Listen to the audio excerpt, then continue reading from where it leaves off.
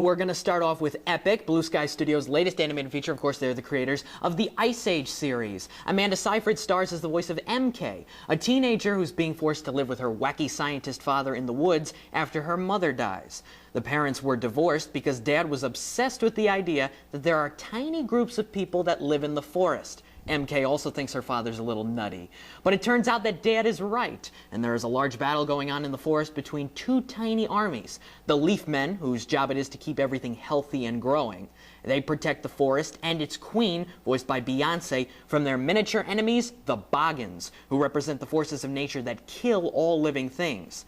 MK miraculously becomes tiny herself, and she teams up with Leaf Men leader Ronan, Colin Farrell, teen love interest Nod, Josh Hutcherson, and a slug and a snail to save the forest from being destroyed by the bad guys, led by Mandrake and voiced by the great Christoph Waltz. Now, Jackson, this sounds like an exciting adventure, but you didn't think it worked out too well. Yeah, unfortunately, Blue Sky's major weakness continues to be their inability to come up with compelling and moving stories. The miniature world looks great, but the theme of good versus evil is kind of bland, and the main element of the film is death. Every major character in the film is either directly affected by someone dying that's close to them or dies themselves. The fact that the screenwriters needed to rely on death to squeeze out emotion out of the script is really unfortunate. And kind of bleak, too. Okay, I know you interviewed the film's director, Chris Wedge, this week. Yeah. He told you he wanted to get away from Blue Sky's tradition of funny, character-driven comedies, such as Ice Age and Rio, right? Yes, he wanted to make a big action movie, and in that way he succeeds because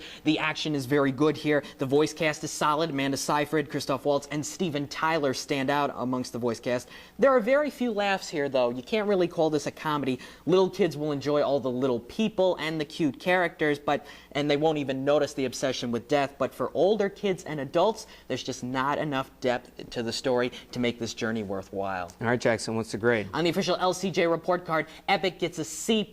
It's going to make a lot of money at the box office, though. This is the first animated film to open in 2 months, but a bit disappointing. Attract some crowds. Okay. Yeah. All right, speaking of Epic, a big adventure this weekend as well, the 6th installment of Fast and Furious. That's right, and this was my first Fast and Furious film, actually, but I did do some research and learned that the first one was good. Second one was okay, third one was awful, the fourth one was better, and the fifth one was great. Well, after seeing number 6, it's hard to imagine any of them delivered more action and fun than this one.